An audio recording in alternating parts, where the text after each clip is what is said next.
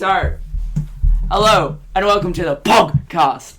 I am here with Scotty. Scotty, please introduce yourself. Hi, I'm Scott, and I'm from the lovely company Reach and Belong, and I am a golf instructor and a kitchen hand assistant. Wow, fascinating. It is. So, how long have you been with Reach and Belong? 2 years now. Very. It's been quite good. Yeah. So, what made you want to join Reach and Belong? Just the people, the chance to be able to coach participants my knowledge of the things that I know and the things that I love doing the most, which is golf and sport in general, and helping in the kitchen, and Yeah. Well, are there any funny stories or memories that have happened while you've been with Reach and Belong? Yes, I've had a couple of funny stories.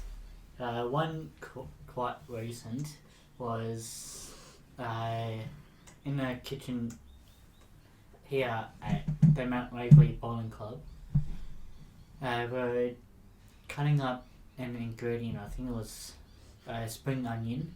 One of the participants, support worker, he was helping the participant, and he was chopping up the spring onion, and we were told to put it into a bowl, and he had cut the root off, and he put it in the bowl that he wanted to put everything else in, and ended up cooking the roots with it, and How do they taste?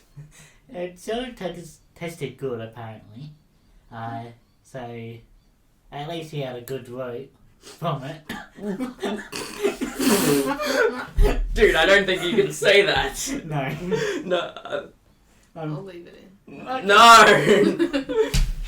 Fiona, I had nothing to do with this.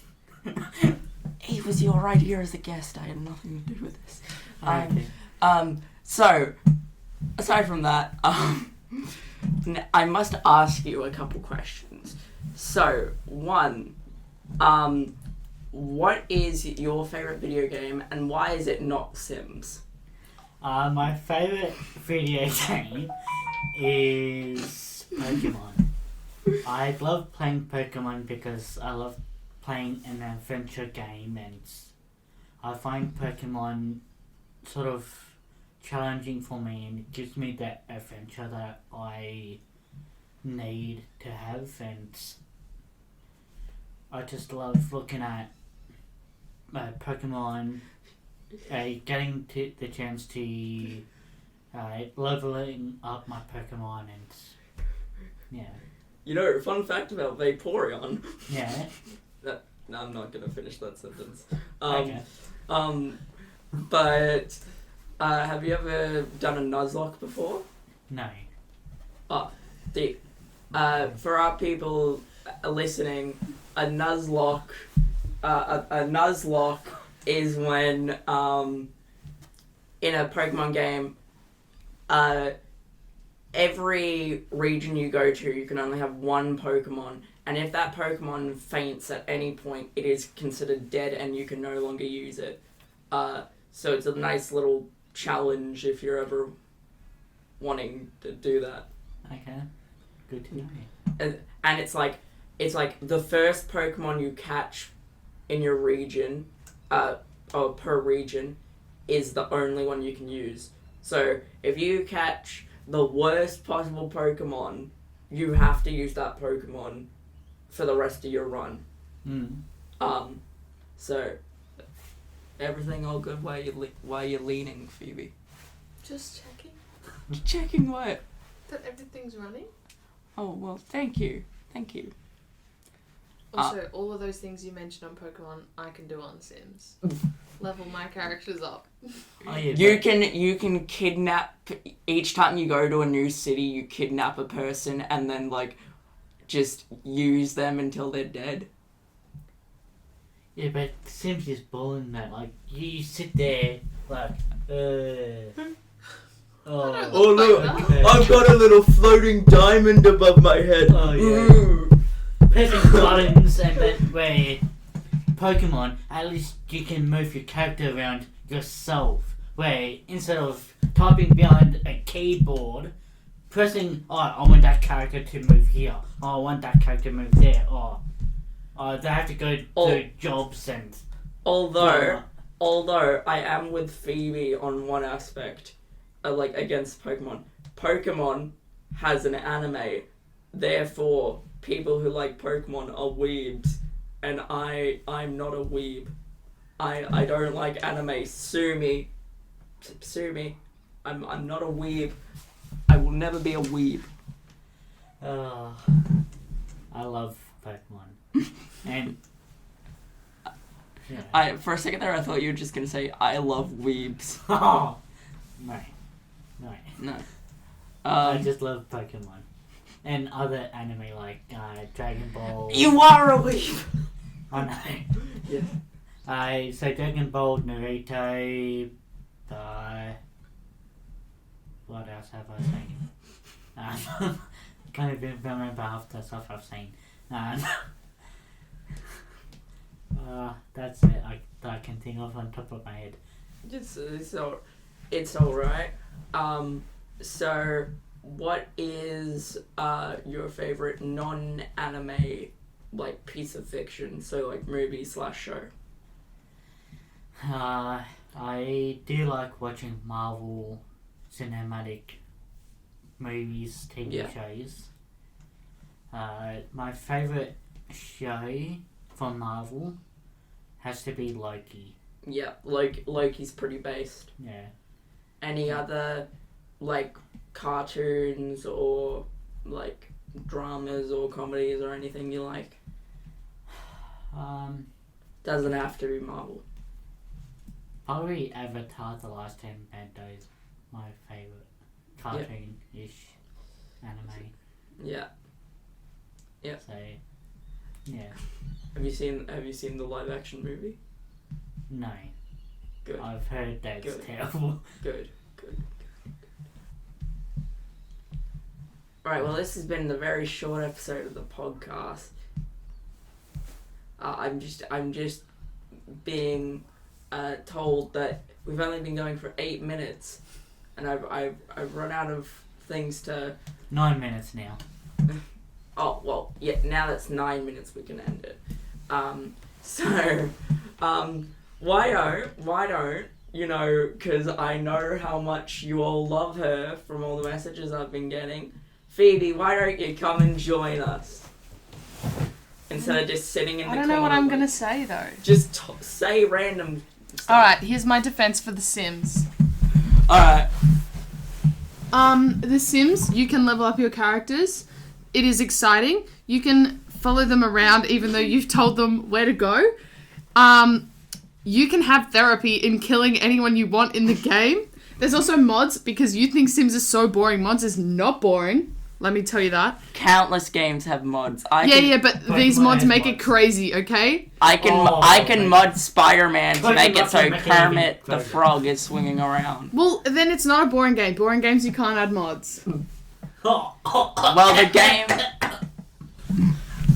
Well, it's a really great game. Showing that... And I'm going to put the little... Is that really... Little things on your heads this entire episode. But is that really saying that The Sims is a good game if you have to rely on other people's third-party mods to make it... For about 10 years, I played The Sims with no mods and no custom content. That's just sad. What's that saying about the games you play if you think it's sad to play a game without mods and custom content? No. Bam, that means that you think your games are boring. No, I meant it's sad because you just played Sims for 10 years. Oh, I've been playing Sims for about 15 years. Wait, no, have you played I'm not that old. Have you played any other game? I'm sorry, what's your age? What's your age again? What's your age again? 20. How old do you think Scotty is? 23? Yeah. Damn it. Wait, actually? Yes. Yeah! Yeah, that was not scripted. So... None of this is scripted. Hence, I'm kneeling on the floor because they've run out of things to talk about. Yeah. Let's, oh, you know what? Scotty, have you seen Barbie? Yes. I have Good. not. Finally, someone else other than me who's seen Barbie in this podcast. All right, tell us about Barbie. POGcast. I haven't seen it yet. I'm seeing it tonight. Tonight. Good. You said it like last episode. Yeah, well, I don't... Shut up. So, tell us non-spoiler about Barb. There's a little pink. What? No way. No, Good. you're telling me in the Barbie movie, pink is a very heavy color. Basically, yeah. No way. Is that all you have to say about it? Yes. Oh, you got so excited to talk about Barbie with someone. Barbie was a cinematic masterpiece, and it has changed the course of the cinema forever. That's probably a little bit bold. But I also saw Oppenheimer, so I can comment. So did I. Cat. And I thought there'd be a lot more Florence Pugh in there. And I was disappointed. Not in the nudity way, I just mean in general. I just mean in general. No. Also, I didn't really understand what was going on half the time, and my friend fell asleep halfway through. So that says a lot about it. I am become death, destroyer of worlds. And then he says to Einstein, like, you know, I came to you with the problem and I thought we'd set the world on fire and it would never stop. I think we did. Whoa. Oh my god. It's morally ambiguous. No way. I saw someone watched Oppenheimer and Pearl Harbor, like, in the right time frame. Harbor? Pearl Harbor. So they, like, Pearl Harbor? That's what you said, Pearl Harbor. Pearl Harbor, you knew what I meant. But they, like, would pause it so that they were, like, it was, like, one, like, 5-hour movie. No, you make it so, like, Pearl Harbor and Oppenheimer, you make it so, like, they're playing at the same time they were in history. So, like, you stop Oppenheimer. Yeah, that's at what he one did. point, and then, that's so dumb. Also, am I stupid? I thought Einstein died in, like, the 1700s. I didn't realize he was, like, alive. Like, He died in like the modern 60s. day. Well, I thought he was really, really old. Yeah. And, like, was dead before, like, any of this was set. And so I kind of thought the Einstein bits were a dream for a while. I think I probably should have done some research before I watched Oppenheimer. Dude. But in my defense, you shouldn't have to research a movie to enjoy it. And Barbie, I enjoyed it.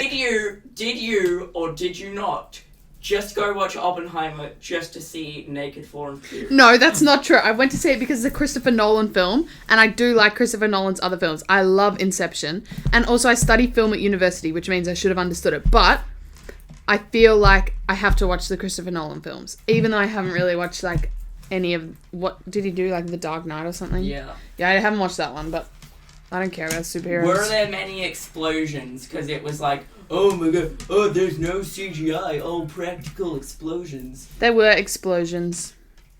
But, like, I feel like it was kind of based on the story around the atomic bomb, not just the atomic bomb itself. I don't know if that makes sense. Well, I found Oppenheimer more about the execution. Yeah. And, well, just that, really.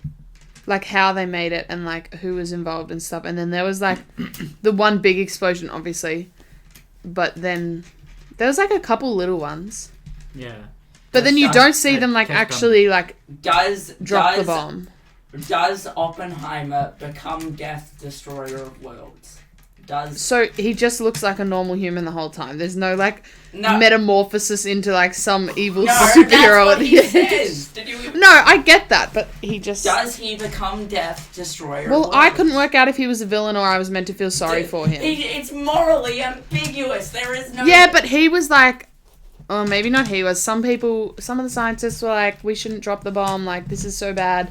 And he was like, we shouldn't do the H-bomb. I don't know. No, well, it's like... Yeah. Look, there are no... Like, it's it's morally ambiguous. There's no villains, no heroes. Well, Kitty Oppenheimer was cool when she made that entire little hearing room like quiet. Bang. That was a woman moment and it was epic. Anytime I mispronounce anything or say something deemed stupid, I'm told it was a woman moment. So this was a good woman moment, okay? Because all of the guys in the room were completely dumbfounded and had nothing to say. It was awesome. So she says. What? You saw the movie! True. Okay, we're getting into some uncomfortable territory here. Huh, uncomfortably reckons. Yeah. I got ratioed before. I got ratioed. You've got 4 minutes to keep talking. 3 now. You can do it. Oh, look at that. They need a woman's help. Ooh. So one of the other programs that Reach and Belong does is Dungeons and Dragons. Yes. So I participate in this program myself.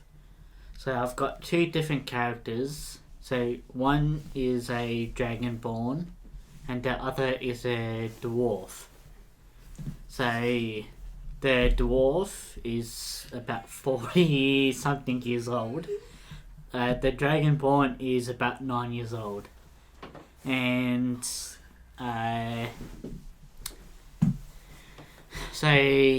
the dwarf, his name is Goku, which is a Dragon Ball character, if our viewers didn't know. And my Dragonborn is... his name is Ozai, as in from Avatar The Last Airbender. The Lord Fire Lord Ozai. Yeah. So, yeah. And I find it really good, the game, and what were your thoughts on the D&D movie? I absolutely loved it. Like, I've got a name, but she's from Fast and Furious.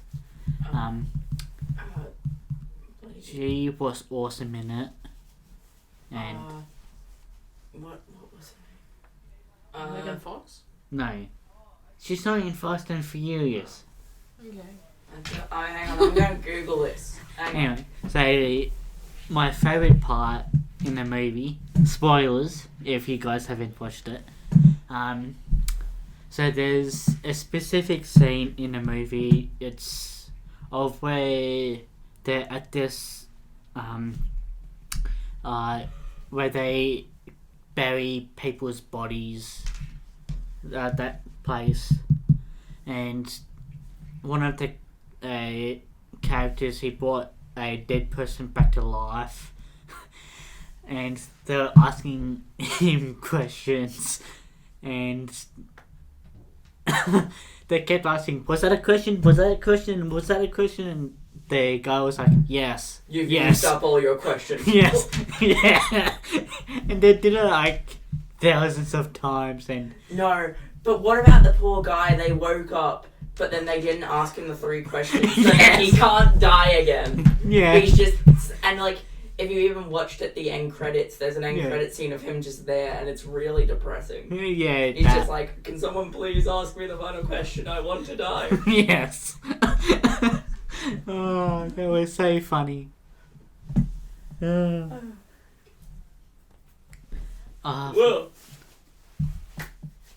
my gosh. This was the POGcast with Scott and special guest Phoebe. Alright. Have a good day. Bye. Bye.